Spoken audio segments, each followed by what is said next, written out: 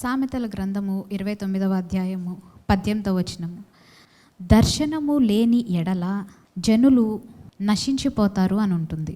ఎక్కడైతే దర్శనము ఉండదో జనులు కట్టులేక వారు గురి తప్పిపోతారు.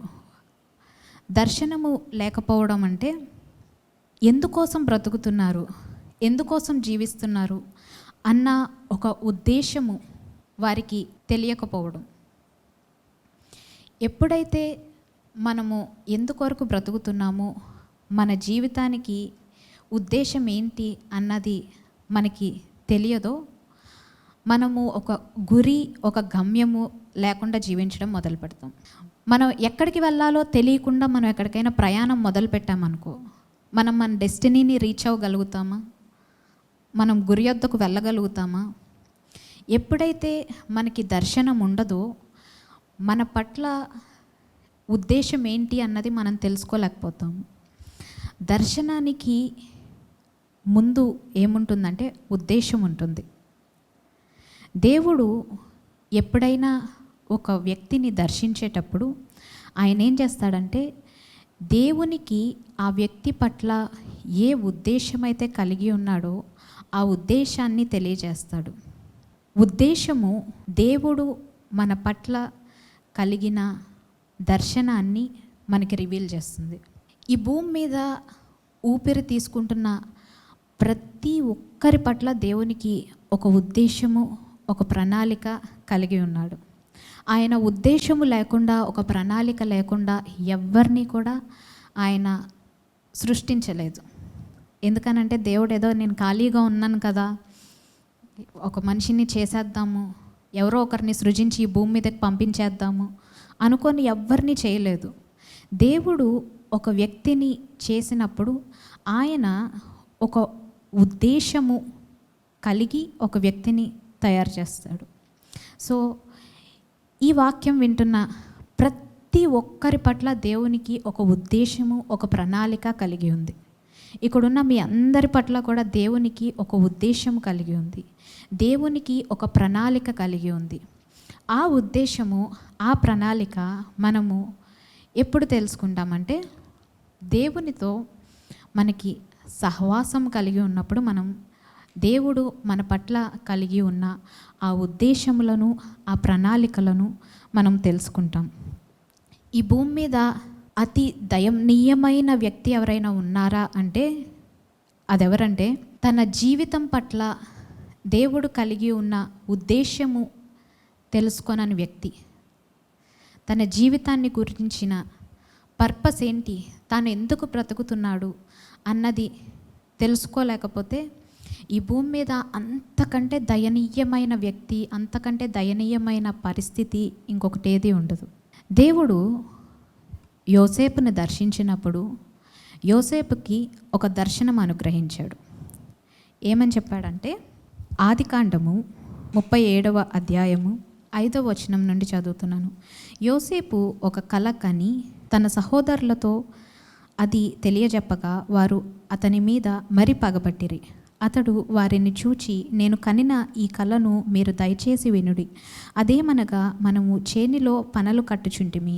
నా పన లేచి నిల్చుండగా మీ పనలు నా పనను చుట్టుకొని నా పనకు సాష్టాంగపడెనని చెప్పెను.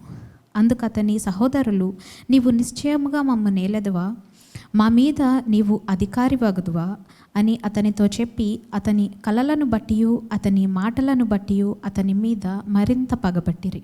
దేవుడు ప్రతి వ్యక్తికి ఒక వాగ్దానం అనుగ్రహిస్తాడు. దేవుడిచ్చిన వాగ్దానము, దేవుడు మనకు అనుగ్రహించిన మాట మనం ఎప్పుడైనా చూసినట్లయితే అది ఎప్పుడు కూడా మనమున్న పరిస్థితికి, దేవుడు మన గురించి చెప్తున్న మాటకి సంబంధమే ఉండదు. అవునా కదా? దేవుడు చెప్పిన దాన్ని అసలు మనం కనీసం ఇమాజిన్ చేయలేనంత ఉన్నతమైన వాగ్దానాలు దేవుడు మనకు అనుగ్రహిస్తాడు. దేవుడు ఆ వాగ్దానాల్ని మనకు అనుగ్రహించినప్పుడు అంటే దేవుడు ఆయన మన పట్ల కలిగిన ఆయన ఉద్దేశాన్ని మనకు తెలియజేసినప్పుడు మనకెట్లా అనిపిస్తుందంటే, నేనేంటి, నా పరిస్థితి ఏంటి, నేనున్న సిచ్యుయేషన్ ఏంటి, దేవుడు నా గురించి మాట్లాడుతున్నదేంటి? అసలు దీనికి దానికి సంబంధమే లేదు. అసలు నేను ఇది చేయగలనా అని చెప్పనని అనిపిస్తుంది. దేవుడు మనకిచ్చిన వాగ్దానము అసలు మన ఇమాజినేషన్కి కానీ మనకున్న పరిస్థితికి కానీ సంబంధం లేని విధంగా ఉంది అంటే అది ఖచ్చితంగా దేవుడిచ్చిన వాగ్దానమే. ఎప్పుడైతే దేవుడు మనకి తన ఉద్దేశాన్ని తెలియజేస్తాడో అది మన చుట్టూతో ఉన్న ప్రజలకి ఎట్లా ఉంటుందంటే అదొక వెర్రితనంగా కనిపిస్తుంది. మనల్ని చూసిన వాళ్ళకి మనం చాలా వెర్రివారంగా కనిపిస్తాము. అందుకని చెప్పానని ఇక్కడ యోసేపు విషయానికి వచ్చేపాటికి యోసేపు ఎప్పుడైతే తన యొక్క దర్శనాన్ని తన సహోదరులకు తెలియజేస్తాడో యోసేపు వారికి ఎట్లా కనిపిస్తున్నాడంటే ఒక పిచ్చోడ్లా కనిపిస్తున్నాడు. ఏం మాట్లాడుతున్నావు నువ్వు? ఇంట్లో అందరికంటే ఆఖరోడివి, ఇంట్లో అందరికంటే చిన్నోడు అయ్యుండి నువ్వు మమ్మల్ని ఏల్తావా? నువ్వు మమ్మల్ని రూల్ చేస్తావా? ఏమనుకుంటున్నావు? నీకంటే ఇంట్లో చాలా పెద్దోళ్ళు ఉన్నారనిపించింది. తర్వాత మళ్ళీ దేవుడు ఇంకొక దర్శనాన్ని అనుగ్రహించాడు. సేమ్ దానికి సంబంధించింది, దానికి రిలేట్ చేస్తున్న ఇంకొక దర్శనం. 9వ వచనం చదువుతున్నాను. అతడు ఇంకొక కల కని తన సహోదరులకు తెలియజేసి, ఇదిగో నేను మరి ఒక కల కంటిని, అందులో సూర్యచంద్రులను 11 నక్షత్రములను నాకు సాష్టాంగపడెనని చెప్పాను. అతడు తన తండ్రితో తన సహోదరులతోనూ అది తెలియజెప్పినప్పుడు అతని తండ్రి అతనితో, నీవు కనిన ఈ కల ఏమిటి? నేను నీ తల్లియు నీ సహోదరులను నిశ్చయముగా వచ్చి నీకు సాష్టాంగపడుదుమా అని అతని గద్దించెను. అతని సహోదరులు అతని యందు అసూయపడిరి. అయితే అతని తండ్రి ఆ మాట జ్ఞాపకం ఉంచుకొనెను. ఈసారి వాళ్ళ తండ్రికి కూడా ఆశ్చర్యంగా అనిపించింది. వాళ్ళ తండ్రి కూడా అరుస్తున్నాడు. ఏంటి? సరే నీ సహోదరులు నీకు సాష్టాంగ పడతారంటే సరే పడతారేమో అనుకున్నా, నీ తల్లిదండ్రులు కూడా నీకు సాష్టాంగ పడతారని చెప్తున్నావేంటి అని చెప్పి వాళ్ళ నాన్నకి కూడా కోపం వచ్చింది యోసేపు యొక్క దర్శనం చూసినప్పుడు. అందుకనే దేవుడు మీకు ఎప్పుడైనా ఒక దర్శనం ఇచ్చాడు అంటే ఆ దర్శనాన్ని మీరు ఎవరికి షేర్ చేయబాకండి. ఎందుకనంటే మీరు ఎప్పుడైతే మీ దర్శనాన్ని వేరే వారికి షేర్ చేస్తారో మీరు ఏ విధంగా అయిపోతారంటే మిమ్మల్ని పిచ్చోళ్ళకలా చూస్తారు. పిచ్చిదానికిలా ఉన్నావు, ఏం మాట్లాడుతున్నావు అంటారు. అంత నేను గనక నా దర్శనాన్ని వేరే వాళ్ళకి చెప్తే వీళ్ళు నన్ను పిచ్చోళ్ళు అనుకుంటారు అంటే డెఫినెట్గా అది దేవుడిచ్చిన దర్శనమే మన పట్ల. మన యొక్క దర్శనాన్ని ఎప్పుడు కూడా మన దర్శనముతో ఏకీభవించని వాళ్ళతో మనం షేర్ చేసుకోకూడదు. ఆమెన్. మన దర్శనాన్ని మనం ఎవరితో షేర్ చేసుకోవాలంటే మన యొక్క దర్శనముతో ఏకీభవించి మనల్ని ఆ విధంగా ఎంకరేజ్ చేసి మనల్ని ముందుకి నడిపించగలిగే వాళ్ళతో మాత్రమే మన యొక్క దర్శనాన్ని షేర్ చేసుకోవాలి. ఒకవేళ గనక మనము మన యొక్క పెద్ద దర్శనాన్ని తీసుకెళ్ళి చిన్న చిన్న మైండ్స్ ఉండే వాళ్ళకి అంత పెద్ద దర్శనాన్ని మనం చూపించామనుకోండి, మనం చెప్పామనుకోండి, ఒక పెద్ద డ్రమ్ముని తీసుకెళ్ళి చిన్న మగ్గులో పెట్టాలంటే కుదురుతుందా? కుదరదు. సో నీకున్న అంత పెద్ద దర్శనాన్ని వాళ్ళు ఏం చేస్తారంటే చాలా చిన్నగా కుదించేయడం మొదలు పెడతారు. మీ మైండ్ సింక్ అవ్వదు వాళ్ళతో మాట్లాడుతూ ఉంటే. నేను ఒక కంపెనీ పెడదాం అనుకుంటున్నానని చెప్పావు, వీళ్ళు అంటారు అంత పెద్ద కంపెనీ ఎట్లా పెడతావు? ఇంట్లో చిన్న బిజినెస్ ఏమైనా స్టార్ట్ చేయంటారు. నీ కంపెనీకి ఇంట్లో స్టార్ట్ చేస్తున్న బిజినెస్కి సింక్ అవ్వదు. సో మన యొక్క దేవుడు మనకిచ్చిన ఆ పెద్ద పెద్ద దర్శనాల్ని మనం ఎప్పుడు కూడా చిన్న చిన్న మైండ్స్ ఉన్న వాళ్ళకి తెలియజేయకూడదు. ఎప్పుడు కూడా దేవుడు మనకు అనుగ్రహించిన ఆ దర్శనాన్ని చాలా అంటే చాలా జాగ్రత్తగా కాపాడుకోవాలి. దేవుడు ఆయన యొక్క ఉద్దేశాన్ని మనకు బయలుపరిచి ఆయన యొక్క చిత్తాన్ని మన జీవితంలో నెరవేర్చడానికి ఆయన మన పట్ల ప్లాన్ చేస్తున్నప్పుడు, మనల్ని ఒక ప్రాసెస్లో నుంచి తీసుకొని వెళ్తున్నప్పుడు మనం ఎప్పుడు కూడా మనం ఏం చేయాలంటే మన యొక్క దర్శనము పైన ఒక అవగాహన కలిగి ఉండాలి. మన దర్శనం ఏంటి అన్నది మనకి చాలా క్లియర్గా తెలిసి ఉండాలి. మన దర్శనం ఎప్పుడు కూడా చాలా క్లియర్గా ఉండాలి, సింపుల్గా ఉండాలి. యోసేపుకి అనుగ్రహింపబడిన దర్శనం ఏంటంటే యోసేపు రాజు అవుతాడని చెప్పానని, యోసేపు వారందరినీ ఏల్తాడు అన్న దర్శనం. చాలా క్లియర్గా సింపుల్గా ఉంది. అబ్రహామును పిలిచినప్పుడు దేవుడు అబ్రహాంకి ఇచ్చిన వాగ్దానం ఏంటంటే, నిన్ను అనేక జనములకు తండ్రిగా చేస్తాను అబ్రహాము అని చెప్పాడు. భూమి యొక్క సమస్త వంశములు నీ యందు ఆశీర్వదించబడతాయి అబ్రహాము అని చెప్పాడు. సో అబ్రహాంకున్న దర్శనం ఏంటంటే అతను అనేక జనములకు తండ్రి అవుతాడు అని చెప్పానన్న వాగ్దానము. సో ఎప్పుడైనా కానీ దర్శనం ఎట్లా ఉంటుందంటే చాలా సింపుల్గా ఉంటుంది, చాలా ప్రిసైజ్గా ఉంటుంది, చాలా క్లియర్గా ఉంటుంది. మీకు దేవుడు చాలా పెద్ద బిజినెస్ ఉమెన్గా మీకు దర్శనం అనుగ్రహించాడేమో, లేకపోతే చాలా పెద్ద ఎడ్యుకేషనల్ ఇన్స్టిట్యూట్స్ని బిల్డ్ చేయడానికి దేవుడు మీకు ఒక దర్శనం అనుగ్రహించాడేమో. దాన్ని మీరు ఒక పేపర్లో రాస్తే కనుక చాలా సింపుల్ సెంటెన్స్, ఒక్క లైనే ఉంటుంది. మీకు ఒక హాస్పిటల్ పెట్టడానికి దేవుడు అనుగ్రహించాడేమో, ఒక కృపను అనుగ్రహించాడేమో.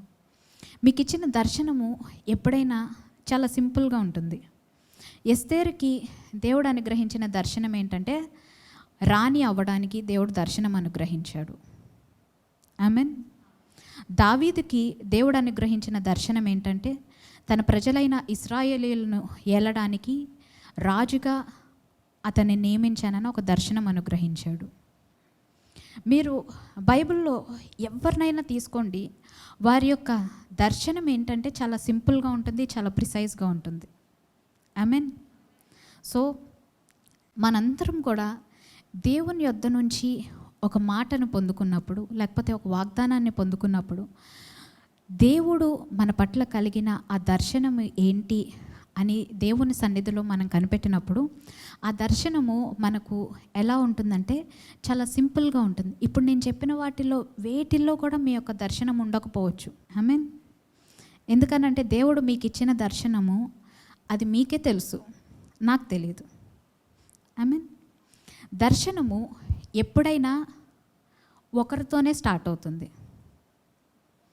దర్శనానికి ఇనీషియల్గా ఒక్క విశ్వాసి మాత్రమే ఉంటాడు.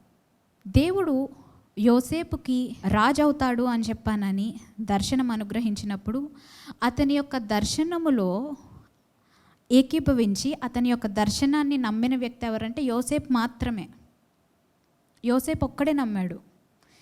యోసేపు యొక్క దర్శనము గురించి చెప్తే తన సహోదరులు కూడా అది తీసుకోలేకపోయారు, తన సహోదరులు కూడా అది నమ్మలేకపోయారు. తన యొక్క ఫాదర్ తన పిల్లలందరిలో అందరికంటే యోసేపుని ఎక్కువగా ప్రేమించిన తన తండ్రి కూడా తన్ని నమ్మలేకపోయాడు. అందుకనే దేవుడు మనకు అనుగ్రహించిన దర్శనానికి ఎప్పుడు కూడా ఇనీషియల్గా ఒక్క విశ్వాసే ఉంటారు. ఆ ఒక్క విశ్వాసే ఎవరంటే మన యొక్క దర్శనాన్ని యొక్క విశ్వాసి మనం ఒక్కలమే ఉంటాం.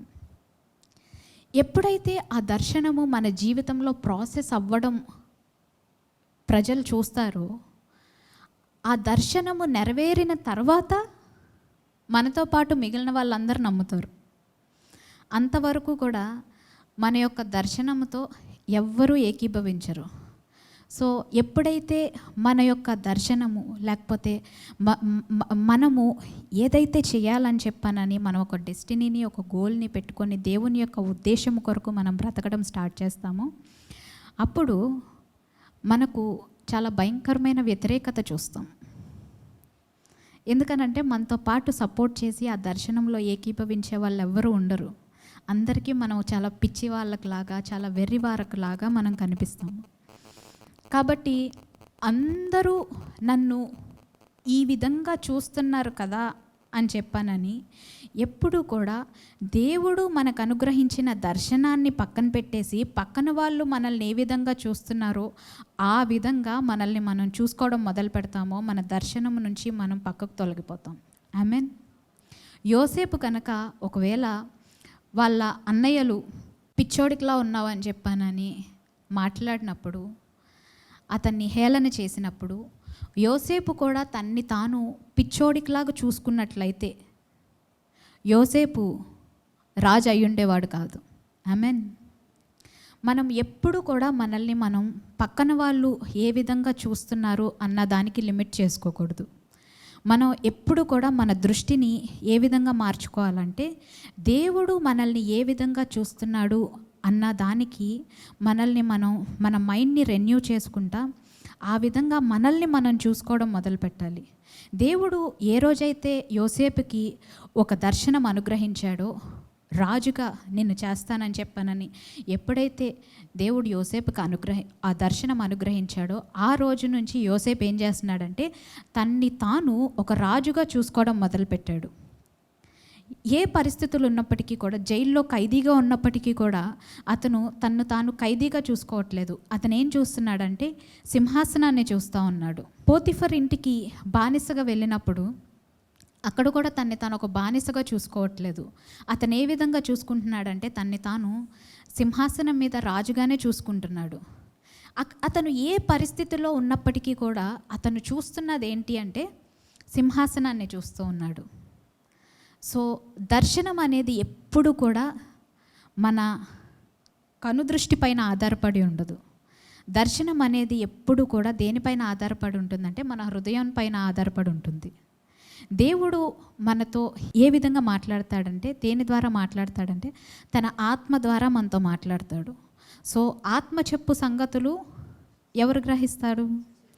చెవి గలవాడు. ఓకే, ఆత్మ కలిగిన వాడే గ్రహిస్తాడు. సో ఆత్మ చెప్పిన సంగతులు మనకెక్కడ అర్థమవుతాయి? మన ఆత్మలో అర్థమవుతాయి. సో ఈ ఆత్మలో అర్థమైన విషయాలన్నీ మన హృదయానికి మాత్రమే తెలుస్తాయి. అవునా కాదా?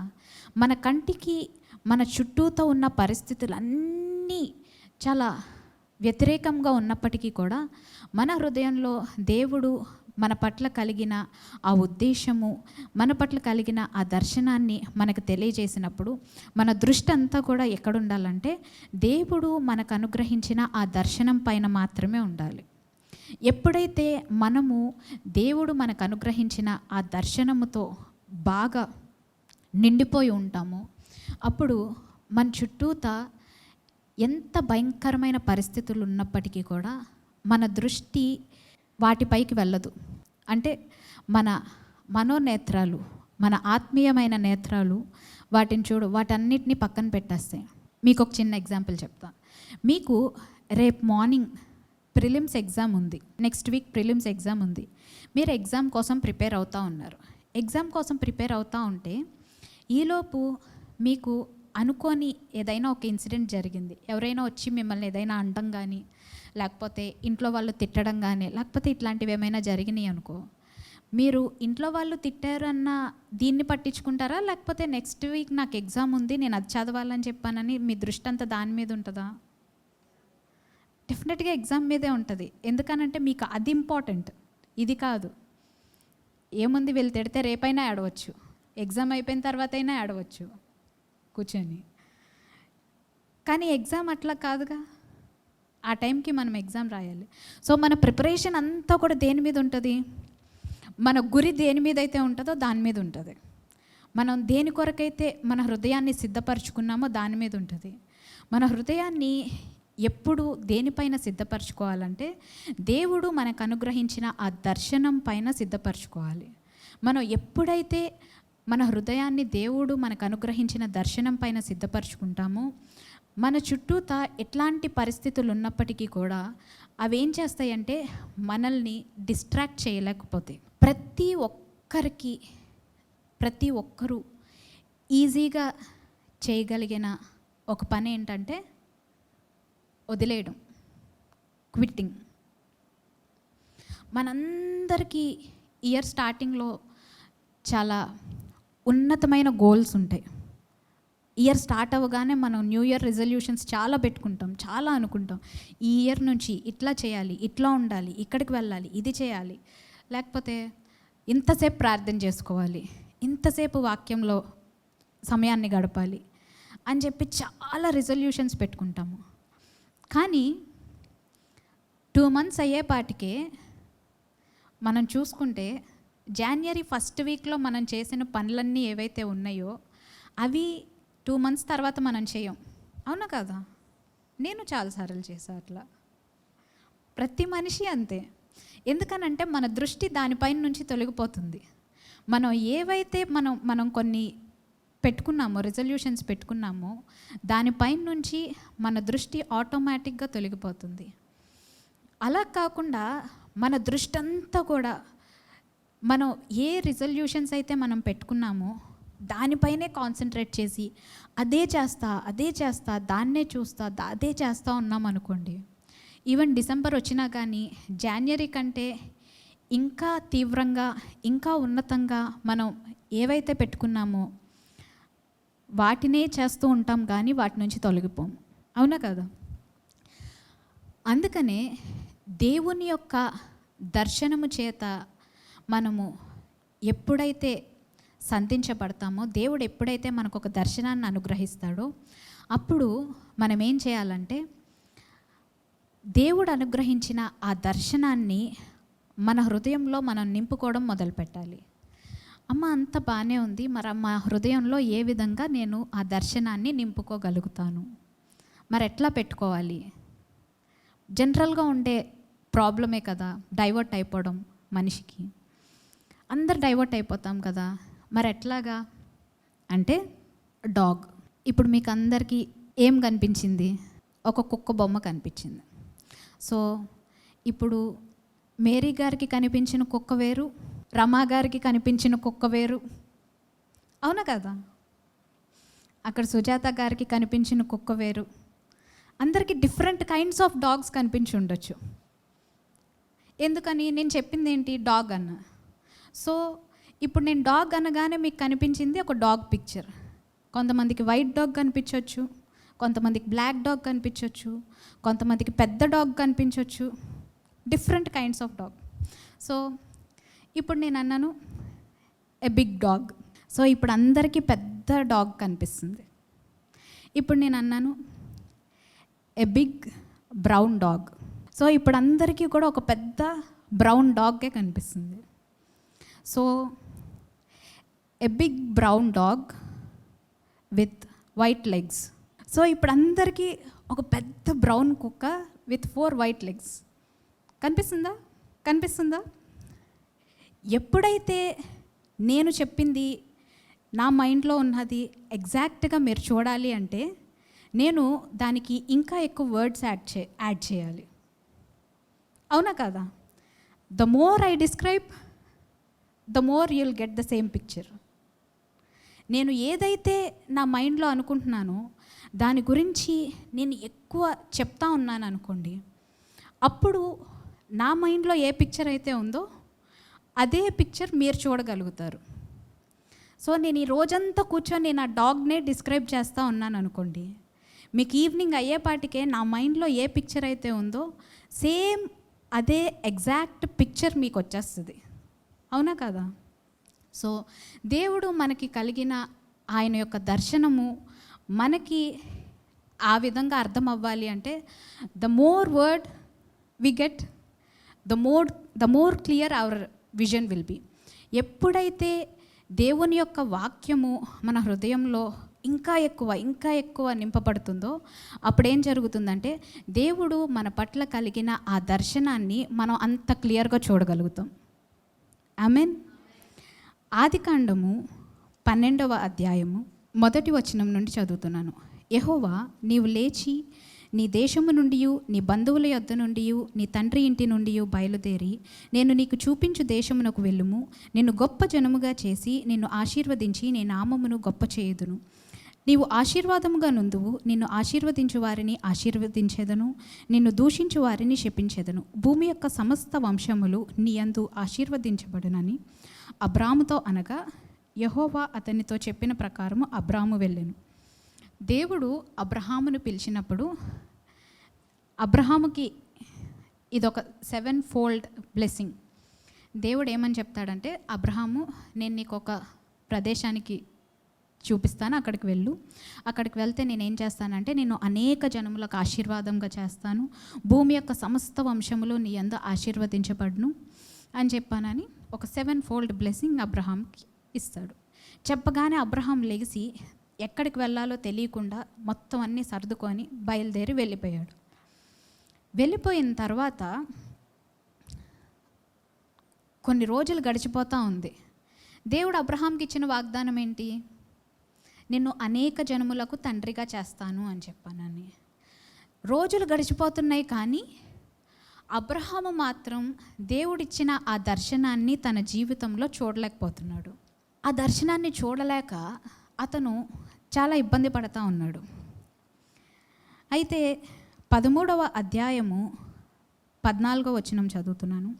లోతు అబ్రామును విడిచిపోయిన తర్వాత యెహోవా, ఇదిగో నీ కన్నులెత్తి నీవు ఉన్న చోట నుండి ఉత్తరపు తట్టు, దక్షిణపు తట్టు, తూర్పు తట్టు, పడమర తట్టు చూడుము. ఎందుకనగా నీవు చూచుచున్న ఈ దేశమంతటిని నీకును నీ సంతానమునకును సదాకాలము ఇచ్చేదను, మరియు నీ సంతానమును భూమి మీద నుండు రేణువుల వలె విస్తరింపచేసేదను. ఎట్లనగా ఒకడు భూమి మీద నుండి రేణువులను లెక్కింపగలిగిన ఎడల నీ సంతానమును కూడా లెక్కించవచ్చును. నీవు లేచి ఈ దేశము యొక్క పొడుగున వెడల్పున దానిలో సంచరించుము, అది నీకు ఇచ్చేదనని అబ్రాముతో చెప్పాను. అప్పుడు అబ్రాము తన గుడారము తీసి హెబ్రోనులోని మమ్రే దగ్గరనున్న సింధూర వృక్షవనములో దిగి అక్కడ యెహోవాకు బలిపీఠము కట్టాను. మళ్ళీ అబ్రాహాంతో మాట్లాడాడు. అబ్రాహాంతో దేవుడు చెప్పాడు, నిన్ను అనేక జనములకు తండ్రిగా చేస్తాను. నీవు లెగిసి చూడు అబ్రహాము, నువ్వు ఎంతవరకు చూడగలిగితే అంతవరకు నీకు అనుగ్రహిస్తాను, నీ సంతానానికి అనుగ్రహిస్తానని చెప్పాడు. దేవుడు ఫస్ట్ ఏం చెప్పాడంటే, నిన్ను అనేక జనములకు తండ్రిగా చేస్తానన్నాడు. ఇప్పుడు అబ్రాముకి ఇంకా సంతానము కలగలేదు, కానీ అబ్రాము యొక్క సంతానానికి దేవుడిచ్చే భూమి ఏంటో భూమి కూడా చూపించాడు. నీవు నడువు అబ్రాము, ఎంతవరకు నడిస్తే అంతవరకు ఇస్తానన్నాడు. అబ్రాము లెగిసి ఎక్కడి దాకా నడిచాడంటే ఇశ్రాయేల్ దేశం అంతటినీ నడిచాడు. అందుకని దేవుడు ఆ ఇశ్రాయేల్ ప్రాంతం అంతటినీ అబ్రాముకు అనుగ్రహించేశాడు. నీవు ఎంతవరకు చూడగలిగితే దేవుడు నీకు అంతవరకు అనుగ్రహిస్తాడు. ఎప్పుడైతే నీవు చూడలేకపోతావో దేవుడు అంతకు మించి నీ జీవితంలో కార్యం చేయలేడు. When you can't see anything, God cannot work in your life. మనం ఎంతవరకు చూడగలిగితే, మన దృష్టి ఎంతవరకు వెళ్ళగలిగితే దేవుడు అంతవరకు మన జీవితంలో కార్యం చేయగలుగుతాడు. మనము ఒక కంపెనీ పెట్టగలిగిన ఆ స్థాయి వరకు మనల్ని మనం చూసుకోగలిగితే దేవుడు అంతవరకు మనల్ని ఆశీర్వదిస్తాడు. అంతవరకు మన యొక్క సామర్థ్యాన్ని దేవుడు విస్తరింపజేస్తాడు. మన యొక్క పొటెన్షియల్ని ఇంక్రీజ్ చేసి అక్కడి దాకా మనం సాధించడానికి దేవుడు హెల్ప్ చేస్తాడు. లేదు నేను అక్కడ దాకా చూడలేను, జస్ట్ ఒక 100 గజాలు ఇల్లుతో సరిపెట్టుకుంటాను అంటే దేవుడు అంతవరకు కార్యం చేయగలుగుతాడు. నాకు దాంతో సరిపోదు, నేనున్నాను అంటే నేను నా వలన అనేక మంది దీవించబడే విధంగా అనేక మందికి నేను ఆశీర్వాదకరంగా నేను బ్రతకాలనుకుంటున్నాను అంటే దేవుడు అంతవరకు మన జీవితంలో కార్యం చేయగలుగుతాడు. మనం ఎంతవరకు చూడగలిగితే దేవుడు మన జీవితంలో అంతవరకు కార్యం చేయగలుగుతాడు. ఇక్కడ అబ్రహాం విషయంలో అబ్రహాముకి పిల్లలు ఇంకా కలగలేదు, కానీ దేవుడు పిల్లలకి ఏ భూమినైతే అనుగ్రహిస్తాడో, ఏ ప్రాంతాన్నైతే ఇవ్వబోతున్నాడో ఆ ప్రాంతాన్ని చూపిస్తున్నాడు. సరే, ఇదంతా బాగానే ఉంది, ఓకే. అబ్రహాం తర్వాత బలిపీఠం కట్టాడు. మళ్ళీ కొన్ని రోజులు అయిపోయింది. అబ్రహాముకి ఇంకా ఆ వాగ్దానము తన జీవితంలో నెరవేర్చబడకపోతూ ఉంటే నిరుత్సాహమే ఎదురవుతూ ఉంది తప్పించి ఇంతవరకు తన జీవితంలో సంతానం కలగలేదు. 15వ అధ్యాయం చదువుతున్నాను. ఇవి జరిగిన తర్వాత యెహోవా వాక్యము అబ్రామునకు దర్శనమందు వచ్చి, అబ్రామ భయపడకుము, నేను నీకు కేడెము, నీ బహుమానము అత్యధికమగునని చెప్పాను. అందుకు అబ్రాము, ప్రభువైన యెహోవా, నాకేమి ఇచ్చిననేమి, నేను సంతానము లేనివాడనైపోవచ్చున్నాని. దమస్కు ఎలియాజరే నా ఇంటి ఆస్తికర్తయగును గదా. మరియు అబ్రాము, ఇదిగో నీవు నాకు సంతానం ఇయ్యలేదు గనుక నా పరివారములో ఒకడు నాకు వారసుడగనని చెప్పగా, యెహోవా వాక్యము అతని యొద్దకు వచ్చి, మొదటి వచనంలో చూస్తేనేమో యెహోవా వాక్యము దర్శనమందు వచ్చి, మొదటి వచనంలో అతనికి దర్శనము కలిగింది. దర్శనము కలిగినప్పుడు దర్శనము అతను చూశాడు. దేవుడు చెప్తున్నాడు, నిన్ను ఆశీర్వదిస్తాను అబ్రహాము, నువ్వు భయపడకు అని చెప్తున్నాడు. కానీ అబ్రహాము దేవునికి అబ్రహాము పట్ల కలిగిన ఆ దర్శనాన్ని క్లియర్గా చూడలేకపోతున్నాడు. అబ్రహాము ఏ విధంగా చూసుకోలేకపోతున్నాడంటే తను అనేక జనములకు తండ్రిగా తాను చూసుకోలేకపోతున్నాడు. దేవుడు చెప్పిన దానికి ఓకే సరే ప్రభువా అంటున్నాడు, కానీ తన యొక్క దృష్టి ఏ విధంగా చూసుకుంటున్నాడంటే మామూలు హ్యూమన్ ఐసైట్తో చూసుకుంటున్నాడు. నా వయసు గతించిపోతుంది, నాకు వయసు పెరిగిపోతుంది, దేవుడు నన్ను కొన్ని సంవత్సరాల క్రితం ఎప్పుడో పిలిచాడు, అప్పుడు దేవుని మాట విని నేను వచ్చాను, అయితే ఇంతవరకు నాకు పిల్లలు లేరు అని చెప్పానని తన దృష్టి ఎక్కడి వరకు వెళ్తుందంటే తన కనుచూపు ఎంతవరకు పనిచేస్తుందో అంతవరకు మాత్రమే వెళ్తుంది. అంతకు మించి అబ్రహాము చూడలేకపోతుంటే ఇప్పుడు దేవుడు అబ్రహాముతో ఏ విధంగా మాట్లాడుతున్నాడంటే, యెహోవా వాక్యము అతని యొద్దకు వచ్చి, అప్పుడు దేవుడు అబ్రహాముకి ఇచ్చిన ఆ దర్శనాన్ని దేవుడు ఏ విధంగా అబ్రహాముకు అర్థమయ్యేలా చెప్తున్నాడంటే ఆయన వాక్యం ద్వారా చెప్తున్నాడు. యెహోవా వాక్యము అతని యొద్దకు వచ్చి, ఆ దర్శనాన్ని ఇతనికి ఇంకా క్లియర్గా తెలియజేస్తున్నది ఏంటంటే దేవుని యొక్క వాక్యము. దేవుడు మనకిచ్చిన దర్శనాన్ని మనకు క్లియర్గా తెలియజేసేది ఏంటంటే దేవుని యొక్క వాక్యము. మనం ఎంత ఎక్కువగా అయితే దేవుని వాక్యం చేత నింపబడతామో మనము దేవుడు మన పట్ల కలిగిన ఆ దర్శనాన్ని మనం అంత క్లియర్గా చూడగలుగుతాం. వాక్యము అబ్రహాము యొద్దకు వచ్చి, ఇప్పుడు ఆ వాక్యం ఏం చేసిందో చూడండి. అతడు నీకు వారసుడు కాడు, నీ గర్భవాసమున పుట్టబోచున్నవాడు నీకు వారసుడగనని చెప్పాను. మరియు ఆయన వెలుపలికి అతన్ని తీసుకొని వచ్చి, నీవు ఆకాశము వైపు తేర్చూచి నక్షత్రములను లెక్కించుటకు నీ చేతనైతే లెక్కించుమని చెప్పి నీ సంతానము అలాగవునని చెప్పాను. అతడు యెహోవాను నమ్మెను, ఆయన అది అతనికి నీతిగా ఎంచెను. మరియు ఆయన, నీవు ఈ దేశమును స్వతంత్రించుకొనున్నట్లు దాన్ని నీకిచ్చుటకు కల్దీయుల ఊరను పట్టణంలో నుండి నిన్ను యువతలకు తీసుకొని వచ్చిన యెహోవాను నేనే అని చెప్పినప్పుడు అతడు ప్రభువైన యెహోవా, నేను దీన్ని స్వతంత్రించుకొనేదనని నాకెట్లు తెలియననగా. సో దేవుని వాక్యము అబ్రహాము యొద్దకు వచ్చి అబ్రహాముకి ఏం చెప్పాడంటే, ఇప్పుడు సో ఇతనితో ప్రాబ్లం ఏంటంటే ఇతను కనుచూపుకు మించి చూడలేకపోతున్నాడు. ఇతని ప్రాబ్లం ఏంటంటే ఇతను హృదయపూర్వకంగా నమ్మలేకపోతున్నాడు. సో ఇతని యొక్క దర్శనాన్ని, ఇతని యొక్క దృష్టిని మార్చాలి అనిపించింది దేవునికి. అందుకనే వెంటనే అబ్రహామును బయటికి తీసుకొని వచ్చి, అబ్రహాము ఒకసారి పైకి చూడు, ఆకాశంలో చూడు, నీకు చేతనైతే ఆ నక్షత్రములను లెక్కించడానికి ట్రై చేయి అని చెప్పాడు. అబ్రహాము నక్షత్రాలని లెక్కబెట్టడానికి ట్రై చేశాడు, లెక్కించలేకపోయాడు, వదిలేశాడు. లెక్కించలేకపోతున్నాను ప్రభువా అని చెప్పాడు. అప్పుడు దేవుడు ఏం చెప్తున్నాడంటే, ఈ విధంగా నీ సంతానాన్ని మారుస్తాను అబ్రహాము అన్నాడు. ఇప్పటిదాకా అబ్రహాం బయటకు వచ్చినప్పుడల్లా అబ్రహాము ఇలా పైకి చూస్తే, నాకెప్పుడు పిల్లలు పుడతారో, దేవుడు నాకు స్థలాన్ని ఇచ్చాడు, భూమిని ఇచ్చాడు, ఆస్తిని ఇచ్చాడు, ఆశీర్వదించాడు, కానీ నాకు వారసుడు లేడు. దేవుడు నాకు ఒక దర్శనం ఇచ్చాడు, కానీ నా పరిస్థితి అంతా ఎట్లా ఉందంటే దేవుడు ఇచ్చిన దర్శనానికి ఆపోజిట్గా ఉంది. దేవుడిచ్చిన దర్శనానికి నేనున్న పరిస్థితికి సంబంధం లేకుండా ఉంది. నా దగ్గర డబ్బులు ఉన్నాయి, చాలా విస్తారమైన ధనం ఉంది, ఈవెన్ రాజులకి కూడా నేనే డబ్బులు ఇవ్వగలిగిన అటువంటి పరిస్థితిలో నేనున్నాను, కానీ నాకు సంతానం లేదు. అతని దృష్టి అతని కనుచూపు మేరకే పనిచేస్తుంది, కానీ అంతకు మించి అతని దృష్టి వెళ్ళలేకపోతుంది. దేవుడు ఏం చేశాడంటే అతని యొక్క దృష్టిని మార్చేశాడు. ఎప్పుడైతే దేవుని వాక్యం చేత మనం నింపబడతామో అప్పుడు ఏం జరుగుతుందంటే మనము మన కనుచూపుకి మించి దేవుని యొక్క దర్శనాన్ని మనం చూడడం మొదలు పెడతాము. మన హృదయంతో, మన ఆత్మతో దేవుడు మన పట్ల కలిగిన ఆ ఉద్దేశాన్ని మనం చూడడం మొదలు పెడతాము.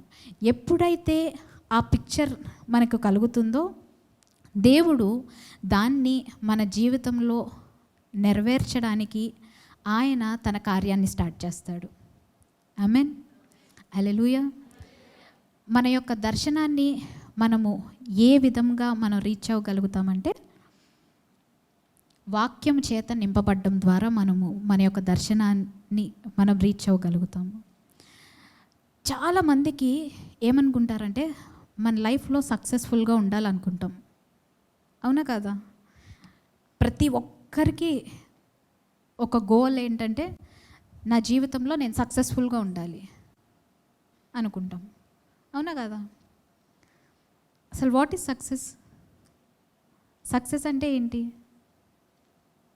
పక్కన వాళ్ళకంటే ఉన్నతంగా బ్రతికితే సక్సెస్ఫుల్గా ఉన్నట్ట, లేకపోతే వాళ్ళకంటే ఒక 1 ఇంచ్ హైట్ అయితే మనం సక్సెస్ఫుల్గా ఉన్నట్ట, పోనీ వాళ్ళకంటే ఒక 2 రూమ్లు ఎక్కువ ఉంటే ఇంట్లో మనం సక్సెస్ఫుల్గా ఉన్నట్ట. సక్సెస్ అనగానే మనందరం ఏం చేస్తాం, డెఫినెట్గా ఏం చేస్తామంటే వేరే వాళ్ళతో కంపేర్ చేసుకుంటాం మనల్ని మనం.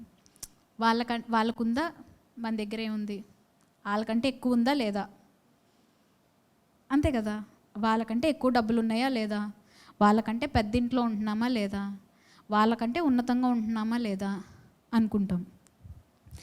అంతేకాని అసలు ఒరిజినల్గా సక్సెస్ ఏంటి అన్నది మనం ఎవ్వరం ఆలోచించం. మనోనేత్రాలు, అవునా కాదు, మన ఆత్మీయమైన నేత్రాలు అసలు వాటిని పక్కన పెట్టేస్తాయి. దేవుడు మన పట్ల కలిగిన ఉద్దేశాన్ని సంపూర్ణంగా నెరవేర్చడమే సక్సెస్. దేవుడు మన జీవితంలో మన పట్ల ఏ ఉద్దేశాన్ని అయితే కలిగి ఉన్నాడో ఆ ఉద్దేశాన్ని మనం నెరవేర్చినప్పుడు మనం ఏ విధంగా మార్చబడతామంటే ఇన్ఫ్లుయెన్షియల్గా మార్చబడతాము.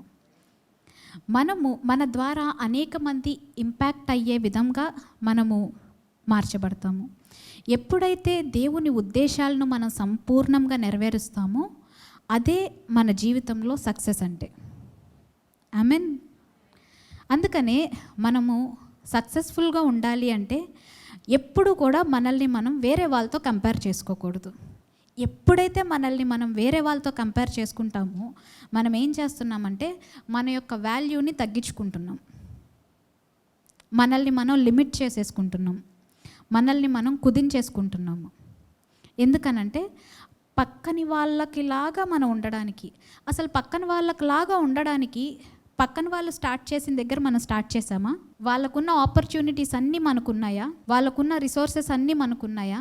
వాళ్ళు ఎప్పుడు స్టార్ట్ చేశారో మనం అప్పుడు స్టార్ట్ చేసామా? లేదు, చాలా డిఫరెన్స్ ఉంది వాళ్ళకి మనకి. అందుకనే మనం ఎప్పుడు కూడా వేరే వాళ్ళతో మనల్ని మనం కంపేర్ చేసుకొని అది సక్సెస్ అని చెప్పానని ఎప్పుడు అనుకోకూడదు.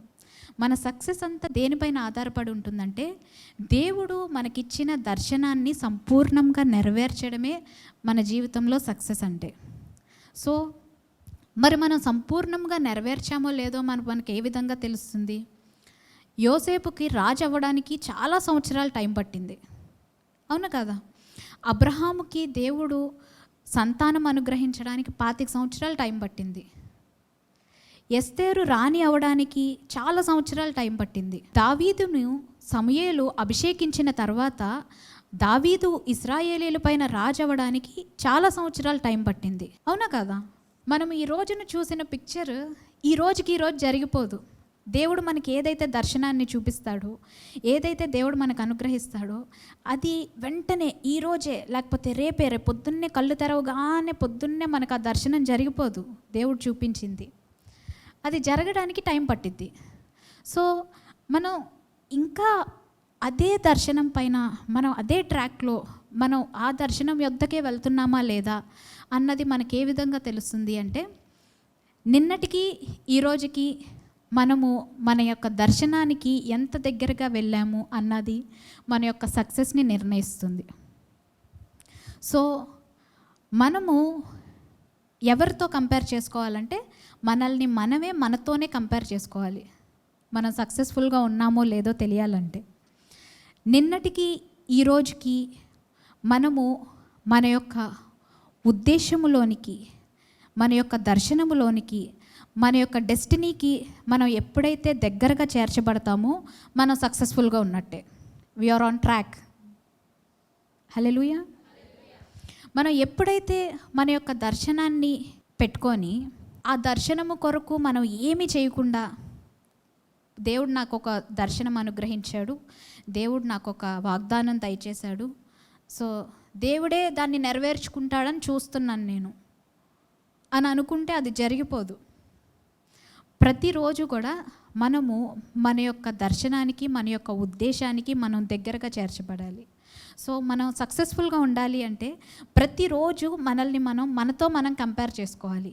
నిన్నటికి ఈ రోజుకి నాలో ఉన్న మార్పు ఏంటి, నిన్నటికి ఈ రోజుకి నేను నా యొక్క సక్సెస్కు ఎంత దగ్గరగా వెళ్ళాను, నా యొక్క డెస్టినీకి ఎంత దగ్గరగా వెళ్ళాను, నిన్నటికి ఈ రోజుకి నాలో ఉన్న మార్పు ఏంటి, నేనేం చేస్తున్నాను, నేను ఎక్కడ దాకా వెళ్ళగలుగుతున్నాను, దేవుడు నాకు ఇచ్చిన ఆ వాగ్దానాన్ని నేను ఎంతవరకు నేను చేయగలుగుతున్నాను, దేవుడు కామ్గా కూర్చునే వాళ్ళతో ఎప్పుడు కూర్చోడు. దేవుడు ఏదో ఒకటి చేస్తున్న వాళ్ళ ద్వారానే దేవుడు పనిచేయడం మొదలు పెడతాడు. మనం ఏమి చేయకుండా కామ్గా ఉండి అంత దేవుడే చూసుకుంటాడు, అంత దేవుడే చేస్తాడు అంటే దేవుడు చేయడు. దేవుడు మనకి ఒక దర్శనాన్ని అనుగ్రహించినప్పుడు దాని కొరకు మనము పని చేయాలి. మనము పని చేసినప్పుడు దేవుడు ఏం చేస్తాడంటే మనము చేయలేని కార్యాలు ఆయన మన ద్వారా చేయడం మొదలు పెడతాడు. ఎప్పుడైతే దేవుడు మన పట్ల కలిగిన ఆ ఉద్దేశాన్ని, మన పట్ల కలిగిన ఆ దర్శనాన్ని నెరవేరుస్తామో అప్పుడు మనం సక్సెస్ఫుల్గా మార్చబడతాం. ఆమెన్.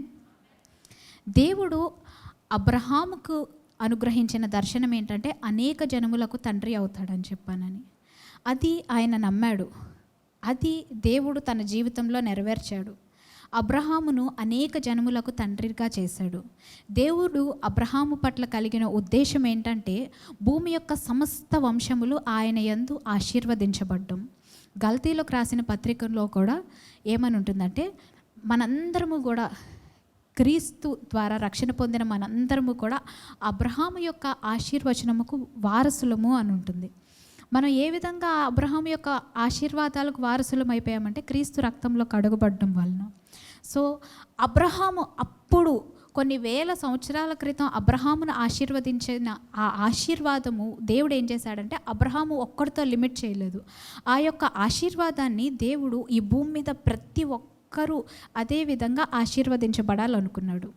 సో దేవుడికి అబ్రహాము పట్ల కలిగిన ఉద్దేశం ఏంటంటే భూమి యొక్క సమస్త వంశములు, భూమి మీద ఉన్న వాళ్ళందరూ కూడా అబ్రహాము వలన దీవించబడాలన్నది ఆయన ఉద్దేశము. సో దానికి అబ్రహాముకి దేవుడు ఇచ్చిన దర్శనం ఏంటంటే నిన్ను అనేక జనములకు తండ్రిగా చేస్తాను అబ్రహాము అన్నాడు. ఎప్పుడైతే అబ్రహాము దాన్ని నమ్మాడో అబ్రహాముకి అప్పుడు సంతానం కలిగింది. అబ్రహాము యొక్క సంతానము ద్వారా భూమి యొక్క సమస్త వంశములు దీవించబడ్డాయి.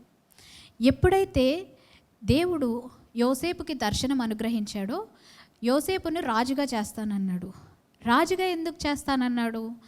యాకోబు యొక్క కుటుంబం అంతటినీ కూడా కరువు కాలంలో వారిని పోషించడానికి, వారిని సంరక్షించడానికి దేవుడు యోసేపును రాజుగా నియమిస్తానని చెప్పాడు. ఎప్పుడైతే దేవుని యొక్క ఉద్దేశాన్ని, దేవుడు యోసేపుకి ఇచ్చిన దర్శనాన్ని యోసేపు చూసి తను ఒక రాజుగా చూసుకోవడం మొదలుపెట్టాడో అది తన జీవితంలో నెరవేరింది. దేవుడు యోసేపుకి ఇచ్చిన దర్శనం ఏదైతే ఉందో రాజుగా చేస్తానన్న దర్శనము అది తన జీవితంలో నెరవేరింది. ఎప్పుడైతే అది తన జీవితంలో నెరవేరిందో అప్పుడు దేవుని యొక్క ఉద్దేశము నెరవేర్చబడింది. దేవుడు ఎస్తేరుకు ఒక దర్శనం అనుగ్రహించాడు, నిన్ను ఒక రాణిగా చేస్తాను ఎస్తేరు అని చెప్పానని. ఎప్పుడైతే ఎస్తేరు తను రాణిగా అవ్వడానికి తన యొక్క ఆ రాణి యొక్క దర్శనాన్ని చూసి తను ఆ విధంగా మార్చబడిందో, రాణిగా అయిన తర్వాత దేవుని యొక్క ఉద్దేశం ఏంటంటే ఎస్తేరు ద్వారా యూదులందరినీ ఆ మరణ శాసనం నుంచి రక్షించడానికి. ఎప్పుడైతే ఎస్తేరు జీవితంలో దేవుడు అనుగ్రహించిన ఆ దర్శనము, రాణి అవ్వడానికి ఆయన ఇచ్చిన దర్శనము నెరవేర్చబడిందో అప్పుడేం జరిగిందంటే యూదులందరూ కూడా ఆమె ద్వారా రక్షించబడ్డారు, మరణం నుంచి తప్పించబడ్డారు. ఆమెన్. హల్లెలూయా. దేవుడు మోషేకి ఇచ్చిన దర్శనం ఏంటంటే తన ప్రజలైన ఇశ్రాయేలీలందరినీ కూడా వారి యొక్క వాగ్దాన ప్రదేశంలోనికి వారిని తీసుకొని వెళ్ళడం, వారిని గైడ్ చేయడం, వారిని నడిపించడం. ఎప్పుడైతే మోషే దేవుడు అనుగ్రహించిన ఆ దర్శనాన్ని నెరవేర్చాడో దేవుడు ఏం చేశాడంటే ఆయన యొక్క చిత్తాన్ని నెరవేర్చుకున్నాడు. ఆయన యొక్క ఉద్దేశం ఏంటంటే తన యొక్క ప్రజలైన ఇశ్రాయేలీలందరినీ కూడా తాను వారికి అనుగ్రహించిన ఆ వాగ్దాన భూమిలోనికి తీసుకొని వెళ్ళడం. దేవుడు ఏదైతే వాగ్దానాన్ని అనుగ్రహించాడో దాంట్లోకి తీసుకొని వెళ్ళడం. సో దేవుడు దానికి మోషేకి ఒక దర్శనాన్ని అనుగ్రహించాడు. మోషే యొక్క దర్శనం ఏంటంటే ఒక లీడర్గా మార్చబడ్డం, వీరందరికీ ఇశ్రాయేలీలందరినీ లీడ్ చేయడానికి. ఎప్పుడైతే దేవుడు మనకు ఒక దర్శనాన్ని అనుగ్రహిస్తాడో ఏం జరుగుతుందంటే మనము దేవుని యొక్క చిత్తాన్ని ఈ భూమి మీద నెరవేర్చిన వారం అవుతాము. ఎప్పుడైతే ఆయన యొక్క చిత్తాన్ని నెరవేర్చిన వారం అవుతామో అప్పుడు మనము ఇన్ఫ్లుయెన్షియల్గా మారుతాము. మన ద్వారా అనేక మంది ఇన్ఫ్లుయెన్స్ చేయబడతారు, అంటే ప్రభావితం చేయబడతారు.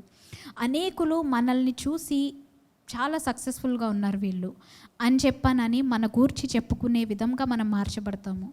సో మనం సక్సెస్ఫుల్గా మారాలి అంటే అందరూ మన గురించి చెప్పుకోవాలి, ఇట్లా ఈ విధంగా ఇన్ఫ్లుయెన్షియల్ పర్సన్గా మనం మారాలి అంటే మనం దానికోసం ఇవేవో ఏదో చేసి ఏదో కష్టపడి వాళ్ళకంటే మనం ఎక్కువ, లేకపోతే వీళ్ళకంటే మనం ఎక్కువ, లేకపోతే ఇట్లా ఉన్నామని మనల్ని మనం చూపించుకోనక్కర్లా. దేవుడు మన పట్ల కలిగిన ఆ ఉద్దేశాన్ని మనం నెరవేరిస్తే చాలు. దేవుడు మనకిచ్చిన ఆ దర్శనం కోసం మనం బ్రతికి ఆ దర్శనాన్ని మన జీవితంలో నెరవేరిస్తే చాలు. మనం ఏమవుతామంటే ఒక హిస్టారిక్ పర్సన్గా మారిపోతాం. ఐ మీన్ చరిత్రలో నిలిచిపోతాము. మనం ఒక ఇన్ఫ్లుయెన్షియల్ పొజిషన్కి మనం చేర్చబడతాము. ఎప్పుడైతే మనం ఆ ఇన్ఫ్లుయెన్షియల్ పొజిషన్కి చేర్చబడతామో అప్పుడు ఏం జరుగుతుందంటే దేవుని యొక్క చిత్తము మన ద్వారా ఈ భూమి మీద నెరవేర్చబడుతుంది. ఎప్పుడు కూడా దేవుని యొక్క దర్శనము అది మనకి ఎంత బెనిఫిట్ని చేకూరుస్తుందో అంతకంటే ఎక్కువ బెనిఫిట్ మన ద్వారా పక్కన వాళ్ళందరూ పొందుతారు. అవునా కదా? దేవుడు అబ్రహాముకి దర్శనం అనుగ్రహించినప్పుడు అబ్రహాము వలన భూమి మీద ఉన్న వాళ్ళందరూ ఆశీర్వదించబడ్డారు. ఇప్పుడు అబ్రహాముకి ఎక్కువ బెనిఫిట్ జరిగిందా, లేకపోతే భూమి మీద ఉన్న మనందరికీ ఎక్కువ బెనిఫిట్ జరిగిందా? అబ్రహాము కొన్ని వేల సంవత్సరాల క్రితం చనిపోయాడు, అయిపోయింది. ఆయన బ్రతకడం అయిపోయింది, ఆయన చనిపోవడం కూడా అయిపోయింది. కానీ ఈ రోజుకి కూడా మనం ఇంకా ఎవరి గురించి మాట్లాడుతున్నాము? అబ్రహాము గురించి మాట్లాడుతున్నాము. అబ్రహాము యొక్క ఆశీర్వాదాల గురించి మనం ప్రార్థన చేస్తున్నాము. ప్రభువా, నేను కూడా ఆ ఆశీర్వాదానికి వారసుని. సో ఆ ఆశీర్వాదాలు నాకు కూడా రావాలి. అవునా కదా? ఇప్పటికీ యోసేపు గురించి, యోసేపు యొక్క దర్శనం గురించి మనం మాట్లాడుతున్నాము. ఇప్పటికీ ఎస్తేరు గురించి, ఎస్తేరు జీవితంలో జరిగిన ఆ కార్యం గురించి మనం మాట్లాడుతున్నాము. అవునా కదా? ఇప్పటికీ దావీదు గురించి, దావీదు జీవితంలో జరిగిన కార్యాల గురించి మనం మాట్లాడుతూ ఉన్నాము. వీరందరూ ఎవరంటే దేవుని యొక్క ఉద్దేశాన్ని నెరవేర్చిన వాళ్ళు. వీరందరూ ఏ విధంగా దేవుని యొక్క ఉద్దేశాన్ని నెరవేర్చారంటే దేవుడు వారికి అనుగ్రహించిన ఆ దర్శనమును నెరవేర్చుట ద్వారా వారు దేవుని యొక్క ఉద్దేశాన్ని ఈ భూమి మీద నెరవేర్చారు. ఆమేన్. మనం ఎప్పుడైతే దేవుడు మనకు అనుగ్రహించిన ఆ ఉద్దేశాన్ని మన జీవితంలో ఆ దర్శనాన్ని మనం కాపాడుకొని ఆ దర్శనాన్ని నెరవేరుస్తామో అప్పుడు మనం ఏ విధంగా మార్చబడతామంటే అనేకులను ప్రభావితం చేసే విధంగా మనం మార్చబడతాం. ఆమేన్. అపోస్తలుడైన పౌలు గురించి ఇప్పటికీ మనందరం చదువుతున్నాం. అవునా కదా? పౌలు దేవుని యొక్క ఉద్దేశాన్ని నెరవేర్చినవాడు. దేవుడు అనుగ్రహించిన దర్శనం ప్రకారం జీవించిన వ్యక్తి. అవునా కదా? He is the most influential person on the earth. పౌలు ఆయన చనిపోయి 2000 సంవత్సరాలు అయిపోయినప్పటికీ కూడా ఈ రోజుకి సంఘానికి ఒక బేసిక్ ఫౌండేషన్స్ ఏంటి అంటే అపోస్తలుడైన పౌలు రాసిన పత్రికలే. అవునా కదా? రక్షింపబడిన విశ్వాసులందరము కూడా మనం చదివేదేంటి? పౌలు రాసిన పత్రికలే కదా. ఆయన రాసిన పత్రికలన్నిటినీ మనం ఫాలో అవుతున్నామా లేదా? బైబిల్లో ఇలా ఉంది, బైబిల్లో అలా ఉంది, దేవుని వాక్యం ఇలా చెప్తుంది. ఎక్కడి నుండి తెలిసింది మనకి? రక్షణ పొందిన మనకి మనం ఏ విధంగా జీవించాలి అన్న ఆ నియమములన్నిటినీ మనకు తెలియజేసిన వ్యక్తి ఎవరు? పౌలు. సో ఈ భూమి మీద ప్రస్తుతానికి the most influential person on the earth is Paul. అతను చనిపోయి 2000 సంవత్సరాలు అయిపోయినప్పటికీ కూడా అతనే ఇన్ఫ్లుయెన్షియల్ వ్యక్తిగా ఉన్నాడు. మనం ఎప్పుడైతే మన జీవితంలో దేవుని యొక్క ఉద్దేశాన్ని నెరవేరుస్తామో మనం ఏ విధంగా మార్చబడతామంటే ఇన్ఫ్లుయెన్షియల్ పర్సన్స్గా మార్చబడతాం. అనేకులను ప్రభావితం చేసే విధంగా మార్చబడతాం. మన టైం అయిపోయినప్పటికీ, లేకపోతే మనం చనిపోయి ఒక 100 సంవత్సరాలు అయిన తర్వాత కూడా, లేకపోతే ఒక 200 సంవత్సరాలు అయిపోయిన తర్వాత కూడా మన గురించిన చరిత్రని మన తర్వాత తరాల వారు చదువుకుంటారు. ఎప్పుడంటే దేవుని యొక్క ఉద్దేశాన్ని, దేవుని యొక్క దర్శనాన్ని మన నేత్రాలు నెరవేర్చి మన ఆత్మీయమైన నేత్రాలు వారిని వాటన్నిటిని పక్కన పెట్టేస్తాయి. ఆమేన్. సరే, సక్సెస్ అనేది ఎవ్వరికీ కూడా ఊరికే వచ్చేది. ప్రతి ఛాంపియన్కి సక్సెస్ఫుల్గా మారడానికి చాలా అంటే చాలా అపోజిషన్ ఫేస్ చేయాల్సి ఉంటుంది. వాళ్ళతో వాళ్ళు ఫైట్ చేసుకోవాల్సి ఉంటుంది. కొన్నిసార్లు జనాలనే మాటల్ని వాళ్ళు తీసుకొని దాన్ని అధిగమించి వారు ముందుకు వెళ్ళాల్సి ఉంటుంది. సో ప్రతి ఒక్క సక్సెస్ఫుల్ పీపుల్కి కూడా ఒక ఛాలెంజ్ ఏంటంటే క్విట్టింగ్, వదిలేయడం. ఎట్లా అనిపిస్తుందంటే ఇంక వదిలేద్దాం చాలు, ఇప్పటిదాకా నేను చేయగలిగినంత చేశాను, కష్టపడగలిగినంత కష్టపడ్డాను, ఇంకా చాలు, నేను చేయలేను, ఇంకా నా వల్ల కావట్లేదు, వదిలేద్దాము అని శరీరం చెప్తానే ఉంటుంది, లాగేస్తూనే ఉంటుంది. ప్రతి ఒక్క ఛాంపియన్కి ఉన్న ఛాలెంజే ఇది. ఒకవేళ గనక దేవుడిచ్చిన దర్శనం నుంచి మీకు అట్లాగా అనిపిస్తూ ఉంటే యు ఆర్ ఏ ఛాంపియన్. కానీ ఛాంపియన్కి వాళ్ళు ఛాంపియన్గా మారాలి అంటే quitting is not their option. Okay, వాళ్ళు ఎప్పుడైతే వదిలేద్దామని వదిలేస్తారో వాళ్ళు ఛాంపియన్గా మార్చబడరు, వాళ్ళు సక్సెస్ఫుల్గా మార్చబడరు. ఎప్పుడైతే ఇంకొంచెం తట్టుకొని నేను ముందుకెళ్దాం, ఇంకొంచెం తట్టుకొని నేను ముందుకెళ్దాం అని చెప్పానని వాళ్ళు ఓపికతో, ఎండ్యూరెన్స్తో, ఆ ఓర్పుతో ఉంటారో అప్పుడు ఏం జరుగుతుందంటే వారి యొక్క దర్శనము వారి జీవితంలో నెరవేర్చబడుతుంది. యోసేపు తన యొక్క దర్శనాన్ని తన అన్నలకు తెలియజేయగానే యోసేపుకి జరిగింది ఏంటంటే యోసేపుని తీసుకెళ్ళి గుంటలో పడేశారు. అవునా కదా? ఆదికాండం 37వ అధ్యాయం చదువుతున్నాను, 23వ వచనం నుండి చదువుతున్నాను. యోసేపు తన సహోదరుల యొద్దకు వచ్చినప్పుడు వారు యోసేపు అంగీని అతడు తొడుగుకొని యుండిన ఆ విచిత్రమైన నిలువుటంగీని తీసివేసి అతన్ని పట్టుకొని ఆ గుంటలో పడద్రోసిరి. ఆ గుంట వట్టిది, అందులో నీళ్లు లేవు. వారు భోజనం చేయ కూర్చుండి కన్నులెత్తి చూడగా ఐగుప్తునకు తీసుకొని పోవుటకు గుగ్గిలము, మస్తకియు, బోలమును మోయుచున్న ఒంటెలతో ఇష్మాయేలీలైన మార్గస్థులు గిలాదు నుండి వచ్చుచుండిరి. అప్పుడు యూదా, మనము మన సహోదరుని చంపి వాని మరణము దాచిపెట్టినందువలన ఏమి ప్రయోజనము? ఈ ఇష్మాయేలీలకు వాని అమ్మివేయుదము రండి, వాడు మన సహోదరుడు, మన రక్త సంబంధి కదా, వానికి హాని ఏమీ చేయరాదని తన సహోదరులతో చెప్పెను. 21వ వచనం కూడా చదువుతున్నాను. రూబేను ఆ మాట విని మనము వారిని చంపరాదని చెప్పి వారి చేతులలో పడకుండా అతన్ని విడిపించెను. ఎట్లనగా రూబేను అతని తండ్రికి అతన్ని నప్పగించుటకై వారి చేతిలో పడకుండా అతన్ని విడిపింపదలచి రక్తము చిందింపకుడి, అతనికి హాని ఏమీ చేయక అడవిలోనున్న ఈ గుంటలో అతని పడద్రోయుడని వారితో చెప్పెను. యోసేపు యొక్క దర్శనము తెలియజేయగానే యోసేపుకి జరిగింది ఏంటంటే యోసేపుని తీసుకెళ్ళి గుంటలో పడేశారు. అవునా కదా? యోసేపు గుంటలో పడిపోగానే ఇప్పుడు అతని చుట్టూతో ఏం కనిపిస్తుంది? ఎటు చూసినా చీకటి, గుంటలో పడద్రోయపడ్డాం.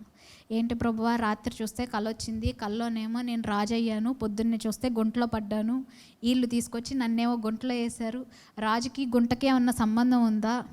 నువ్వు చూపించిన ఆ సింహాసనానికి నేనున్న పరిస్థితికి ఏమన్నా సంబంధం ఉందా? అసలు ఆ దర్శనం ఏదో అసలు నేను చెప్పకుండా ఉన్నా పోయేది, ఇంట్లో చక్కగా ఉండేవాడిని, నా పరిస్థితి అంతా తారుమారైపోయింది, తలకిందులు అయిపోయింది అని అనుకోలేదు. గుంటలో పడిపోయినా కానీ యోసేపు ఏం చూస్తున్నాడంటే సింహాసనాన్నే చూస్తున్నాడు. యోసేపుకి జరిగింది ఏంటంటే గుంటలో పడిపోవడం. ఒకవేళ నువ్వు దర్శనం చూసిన తర్వాత ఆ దర్శనానికి చూడక ముందున్న పరిస్థితి కంటే ఇంకా భయంకరమైన పరిస్థితిలోనికి ఒకవేళ నువ్వు వెళ్ళిపోయావు అనుకో, నువ్వు ఏమి కంగారు పడనక్కర్లేదు.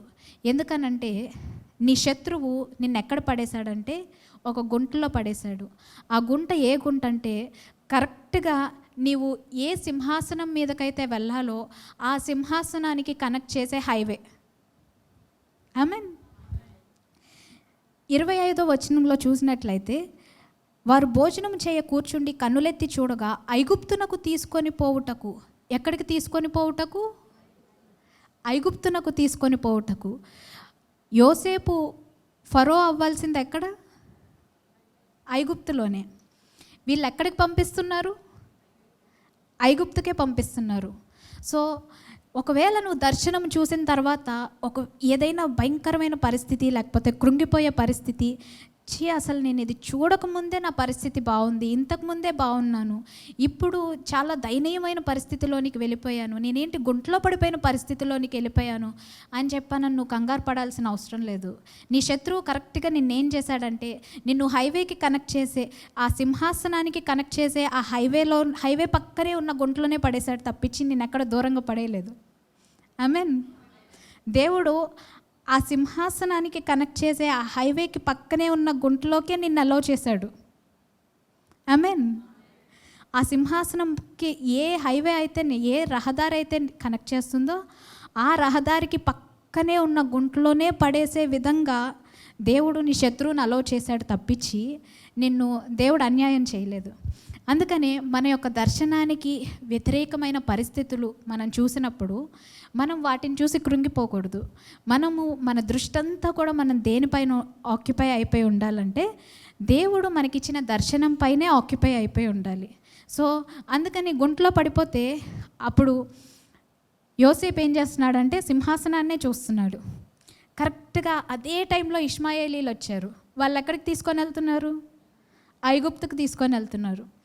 అప్పుడు యోసేపు అనుకొని ఉండుంటాడు, అన్నయ్యలు పడేశారు కానీ నన్ను కరెక్ట్గా ఐగుప్తుకే పంపిస్తున్నారు. సో నేను ఇప్పుడు ఐగుప్తుకే వెళ్తున్నాను. నేను ఎక్కడికి వెళ్తున్నానంటే దేవుడు నన్ను ఏ ప్రాంతంలో అయితే సింహాసనం పైన కూర్చోండబెట్టాలనుకుంటున్నాడో అదే ప్రాంతానికి వెళ్తున్నాను. సో నీకు వ్యతిరేకంగా పనిచేసిన వాళ్ళందరూ కూడా వాళ్ళు ఏం చేస్తారంటే నిన్ను సక్సెస్ఫుల్గా మార్చడానికే నీకు హెల్ప్ చేస్తారు తప్పించి వారు నీకు చేస్తున్న వాటిని చూసి నువ్వు కృంగిపోయి వీళ్ళు ఎప్పుడు చూసినా నన్ను ఇంతే అని వాళ్ళని తిట్టుకోవాల్సిన అవసరంలా. ఆమేన్. దేవుని యొక్క దర్శనం మనం కలిగినప్పుడు, దేవుని యొద్ద నుంచి ఒక దర్శనం మనం పొందుకున్నప్పుడు దేవుడు ఏం చేస్తాడంటే ఈవెన్ మనకు హాని చేయాలనుకున్న వాళ్ళు కూడా మనకు అనుకూలముగానే చేసే విధంగా దేవుడు మనకి మారుస్తాడు. ఆమేన్. సో ఉన్న ఒక ప్రతికూలమైన పరిస్థితిని కూడా మనం ఏ విధంగా చూడాలంటే దేవుడు నన్ను ఏ దర్శనంకైతే నియమించాడో అక్కడికే నన్ను తీసుకొని వెళ్తున్నాడు. ఈ పరిస్థితులు ఏవి కూడా నన్ను మార్చలేవు. ఈ పరిస్థితులు ఏవి కూడా నన్ను కృంగిపోయే విధంగా చేయలేవు. ఈ పరిస్థితులు ఏవి కూడా దేవుడు నాకు ఇచ్చిన దర్శనం నుంచి నన్ను పక్కకి తొలగించలేవు అని మనము మన దృష్టిని ఎప్పుడైతే మన యొక్క దర్శనం పైన నిలుపుకుంటామో ఏం జరుగుతుందంటే దేవుడు తన యొక్క ఉద్దేశాన్ని మన పట్ల నెరవేరుస్తాడు. ఆమేన్. హల్లెలూయా. మన జీవితంలో అన్నిటికంటే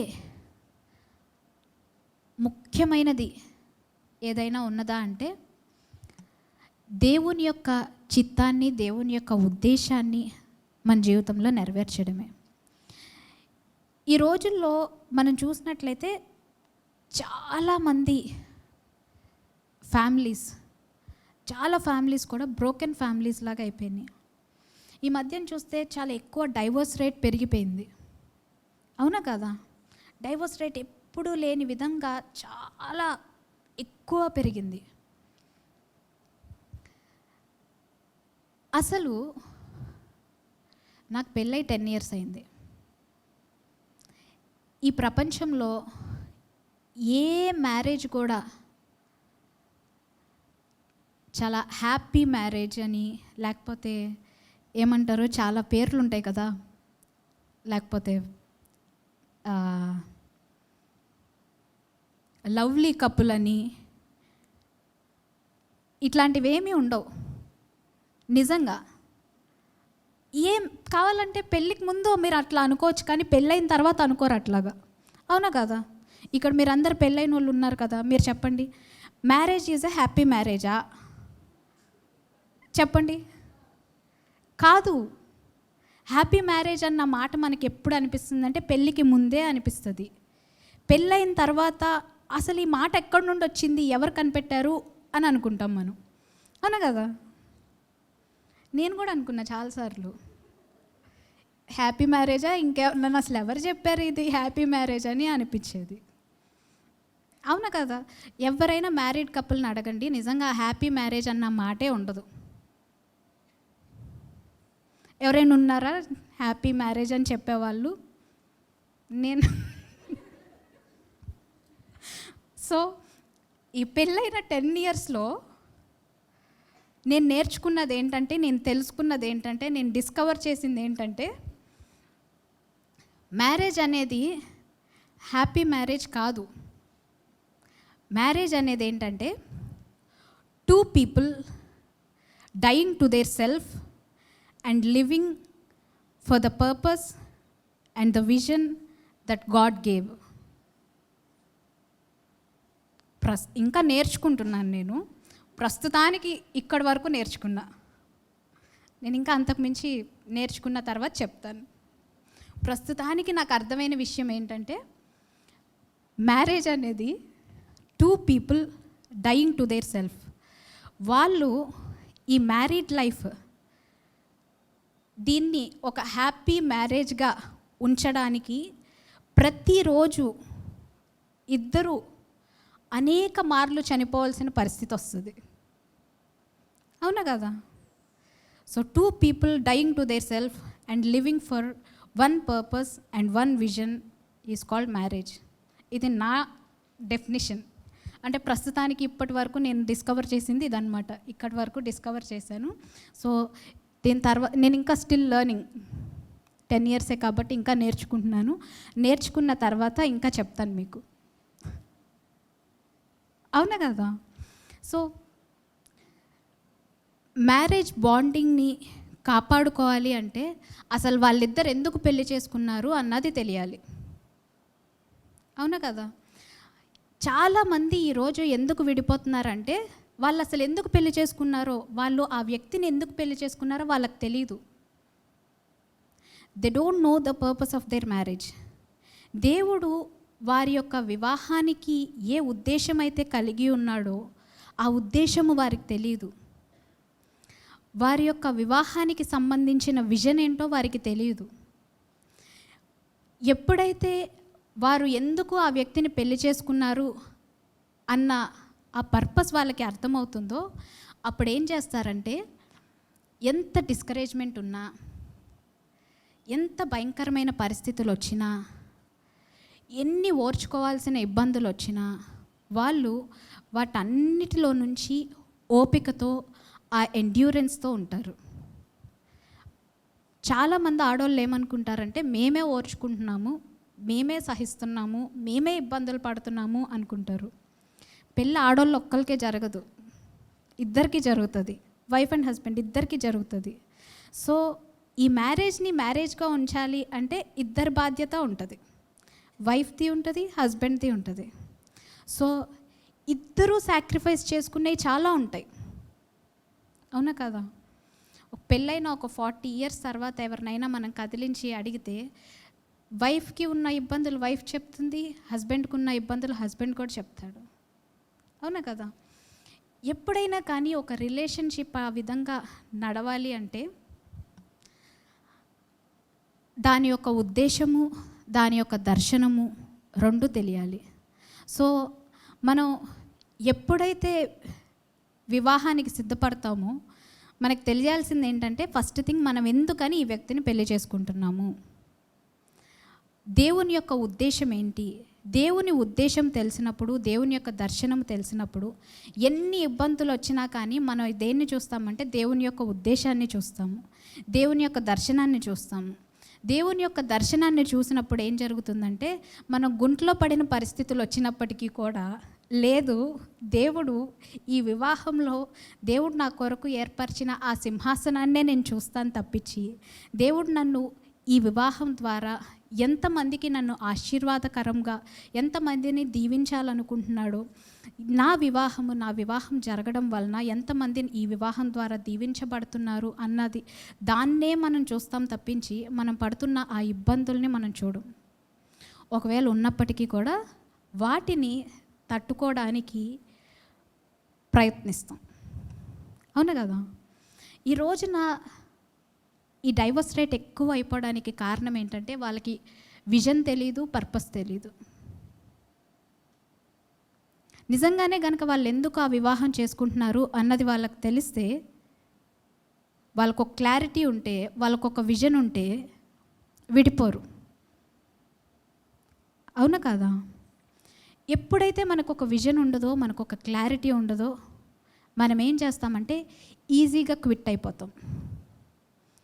అందుకనే సామెతల్లో ఉంది, ఎప్పుడైతే దర్శనము ఉండదో ప్రజలు నశించిపోతారు, కట్టులేక నశించిపోతారు. నాశనం అనేది ఎప్పుడు కలుగుతుందంటే దర్శనము లేనప్పుడే కలుగుతుంది. అందుకే మన జీవితంలో అతి ముఖ్యమైనది ఏదైనా ఉన్నదా అంటే దేవుని యొద్ద నుంచి మనము దర్శనాన్ని కలిగి ఉండడమే.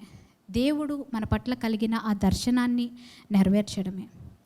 అమ్మ అంత బాగానే ఉంది, నాకు ఒక దర్శనం ఉంది, లేకపోతే నాకు అసలు దర్శనమే తెలియదు, నాకు దేవుడు ఏదైతే నా కొరకు అనుగ్రహించాడో, లేకపోతే ఏ ప్లాన్స్ అయితే కలిగి ఉన్నాడో అది నాకు తెలియదు.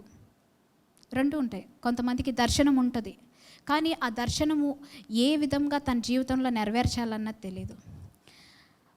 దేవుడు మనకు ఒక దర్శనం అనుగ్రహించాలి అంటే ఫస్ట్ మనము దేవుని యొద్ద కూర్చొని, దేవా నా పట్ల నీవు కలిగిన ఉద్దేశం ఏంటి, నీవు కలిగిన ఆ ప్రణాళిక ఏంటి అని మనం దేవుని యొద్ద కూర్చొని దేవుడు మన పట్ల కలిగిన ఆ దర్శనాన్ని తెలుసుకోవాలి. దేవుడు ఏ విధంగా మనకి ఆయన యొక్క దర్శనాన్ని తెలియజేస్తాడంటే ఆయన యొక్క వాక్యం ద్వారా మనకి తన యొక్క దర్శనాన్ని తెలియజేస్తాడు. సరే, దర్శనం వచ్చిన తర్వాత ఫస్ట్ నేను ఏం చేయాలి అంటే హబకుకు గ్రంథము 2వ అధ్యాయము. యెహోవా నాకు ఇలాగు సెలవిచ్చెను, చదువువాడు పరిగెత్తుచు చదువ వీలగునట్లు నీవు ఆ దర్శన విషయమును పలక మీద స్పష్టముగా వ్రాయుము. ఆ దర్శన విషయము నిర్ణయకాలమున జరుగును, సమాప్తమగుటకై ఆతురపడుచున్నది, అది తప్పక నెరవేరును. అది ఆలస్యముగా వచ్చినను దాని కొరకు కనిపెట్టుము, అది తప్పక జరుగును, జాగు చేయక వచ్చును. చాలమ్మా. దేవుడు మనకి దర్శనాన్ని అనుగ్రహించగానే మనం ఫస్ట్ చేయాల్సింది ఏంటంటే దేవుడు మనకు అనుగ్రహించిన ఆ దర్శనాన్ని రాసుకోవాలి. మనం ఎప్పుడైతే దేవుడు అనుగ్రహించిన ఆ దర్శనాన్ని పేపర్ మీద రాస్తామో, రాయగానే పరలోకంలో ఏం జరుగుతుందంటే దాని యొక్క డ్యూ డేట్ నిర్ణయించబడుతుంది. అది ఎప్పుడు నెరవేర్చబడాలి అన్న డేట్ కూడా రాయబడుతుంది.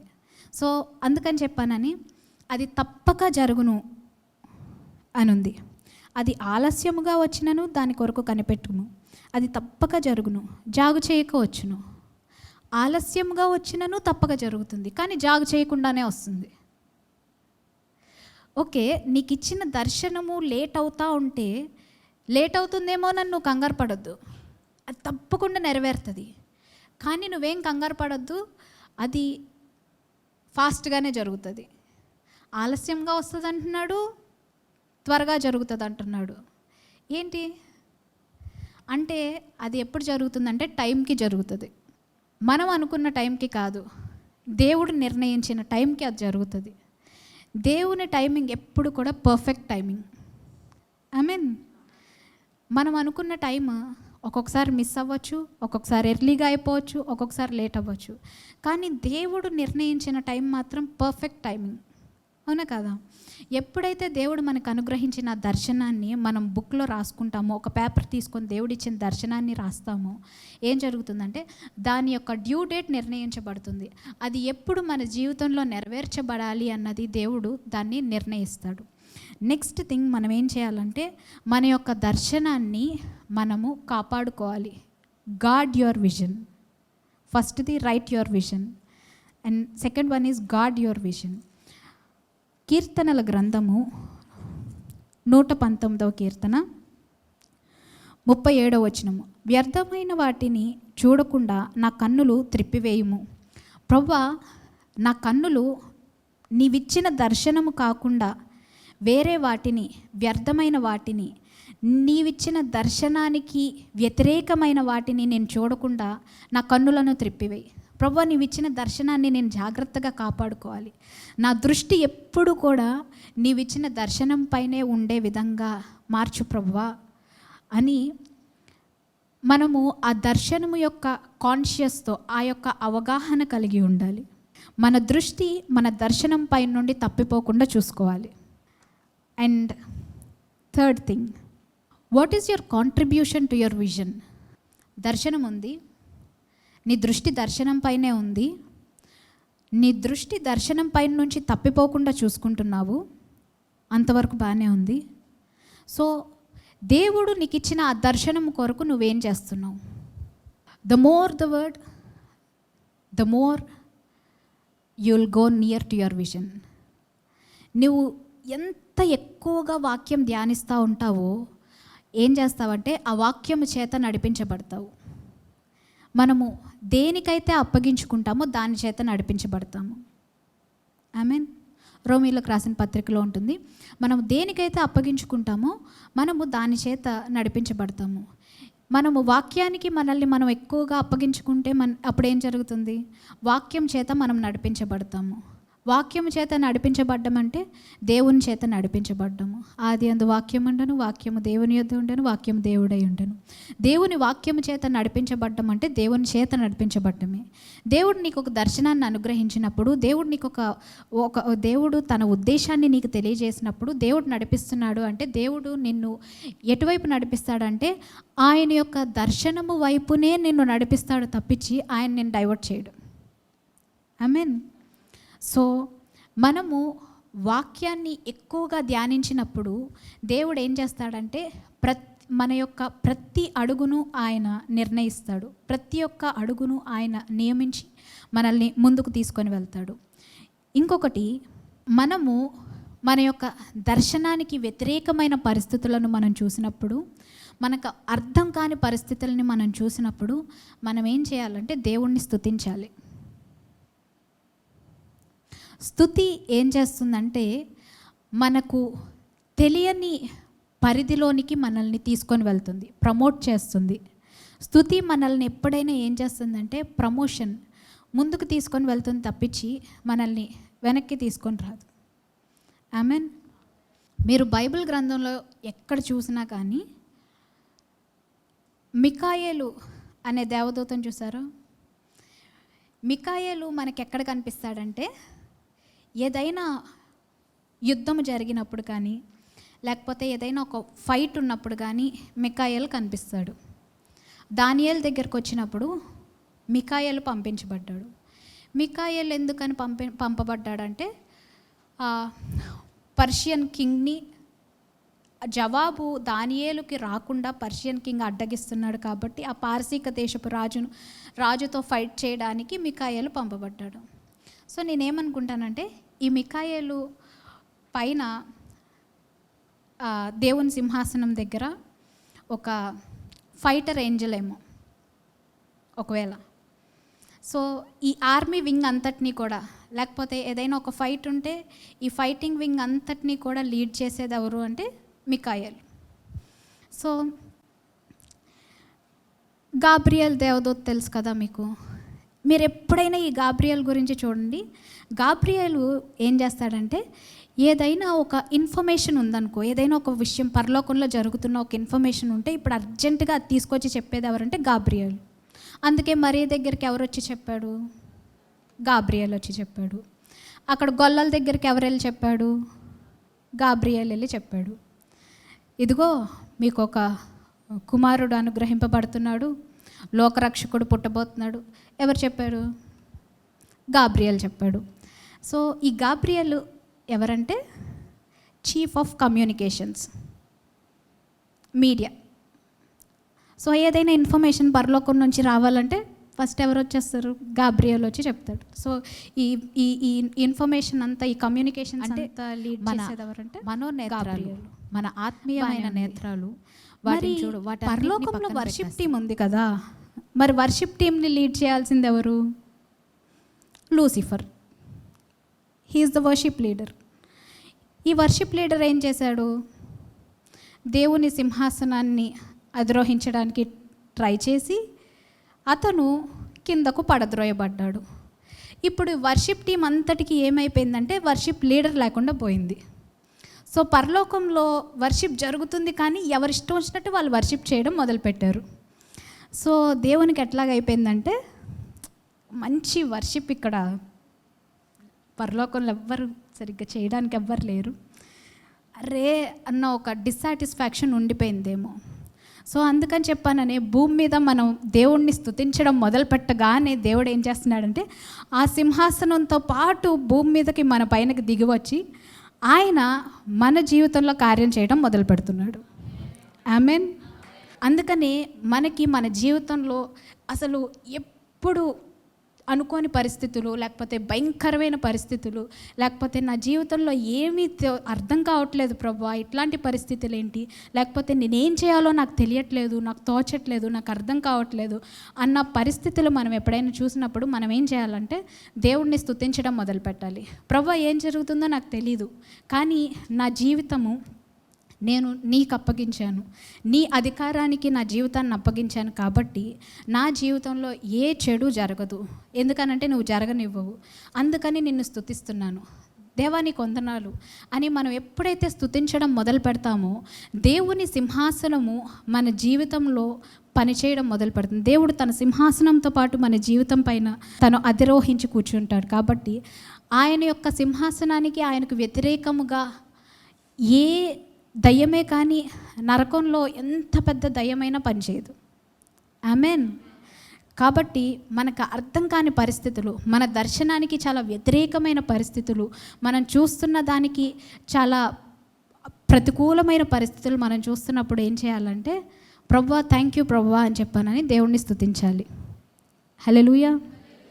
First thing write your vision, next thing guard your vision, third thing contribute to your vision. So every day మనల్ని మనం ఎవరితో కంపేర్ చేసుకోవాలంటే మనతోనే కంపేర్ చేసుకోవాలి. మనము దేవుడు మనకు అనుగ్రహించిన ఆ దర్శనానికి ఎంత దగ్గరగా వెళ్ళాము, దేవుడు మనకిచ్చిన దర్శనాన్ని మనం మన జీవితంలో ఎంతవరకు నెరవేర్చాము, మనం ఎంతవరకు ఆ దర్శనాన్ని చూడగలుగుతున్నాము, మన దృష్టి ఇంకా ఆ దర్శనం పైనే ఉందా, లేకపోతే మన దృష్టి దర్శనం పై నుంచి తొలగిపోయిందా? ఒకవేళ తొలగిపోతే ప్రభువా నన్ను సరిచేయి, నన్ను సెట్ చేయి, నీవిచ్చిన దర్శనము నీ ఉద్దేశము తప్పించి నా జీవితంలో వేరే ఇంకొకటి ఏది కూడా నెరవేరకూడదు, నీవిచ్చిన దర్శనం కొరకే నేను బ్రతుకుతాను ప్రభువా అని చెప్పానని ఎప్పుడైతే మనల్ని మనం దేవుని యొక్క దర్శనానికి అప్పగించుకుంటామో అప్పుడేం జరుగుతుందంటే దేవుడు తన ఉద్దేశం అంతటినీ మన జీవితంలో నెరవేరుస్తాడు. మనము అనేకులను క్రీస్తు కొరకు ప్రభావితం చేసే బిడ్డలుగా మనం మార్చబడతాం. ఆమెన్. హల్లెలూయా. మీరందరు వాక్యం చేత దీవించబడ్డారని నమ్ముతున్నాను. దేవుడు మీ అందరితో మాట్లాడాడని నమ్ముతున్నాను. మీకు దేవుడు ఏ విధంగా తన దర్శనాన్ని అనుగ్రహిస్తాడు, దర్శనాన్ని ఏ విధంగా కాపాడుకోవాలి, దేవుడిచ్చిన దర్శనంలోనికి మనం ఏ విధంగా ప్రవేశించాలి అన్నది మీకు ఒక క్లియర్ పిక్చర్ వచ్చిందని నేను నమ్ముతున్నాను. ఆమెన్. హల్లెలూయా. చిన్న ప్రార్థన చేసుకుందాం. పరలోకమందున్న మా తండ్రి, మీ పాదములకు ఎంతో వందనాలు చెల్లించుకుంటున్నాను నాయన. దేవా, ఇక్కడ నీ ప్రజలు ఎవరైతే ఉన్నారో ఈరోజు వాక్యం వింటున్నవారు ప్రభువా, వారందరి పట్ల నీకు కలిగి ఉన్న ఉద్దేశములు, నీకున్న ప్రణాళికలు ఏవైతే ఉన్నాయో అవి 100% మా జీవితాల్లో జరుగునట్లుగా సహాయం దయచేయండి ప్రభువా. దేవా, నీవిచ్చిన దర్శనము మేము చూచున్నట్లుగా మా యొక్క మనోనేత్రాలని వెలిగించమని అడుగుతూ ఉన్నాను నాయన. నీవిచ్చిన దర్శనము నుంచి మేము పక్కకి తొలగిపోకుండానట్లుగా సహాయం దయచేయండి ప్రభువా. నీవిచ్చిన ఆ దర్శనాన్ని సంపూర్ణంగా మేము నెరవేర్చినట్లుగా మా పట్ల కృప చూపించండి నాయన. ఇక్కడున్న ప్రతి ఒక్కరిని దీవించండి. మీరిచ్చిన ఆ ఉద్దేశంలోనికి, ఆ ప్రణాళికలోనికి, ఆ దర్శనంలోనికి మేము ప్రవేశించినట్లుగా సహాయం దయచేయండి ప్రభువా.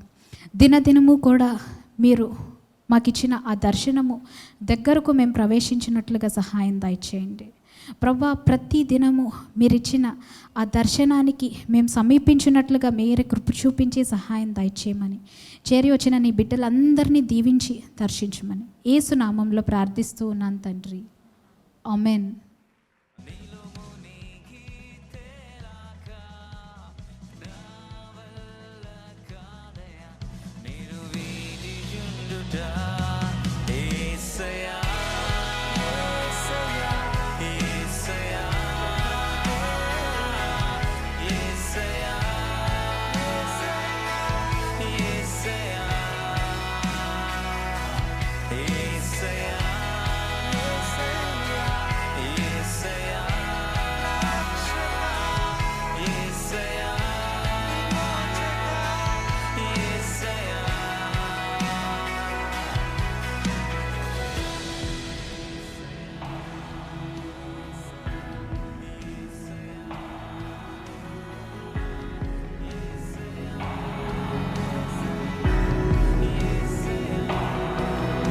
నీలో మునిగి తేలాక నే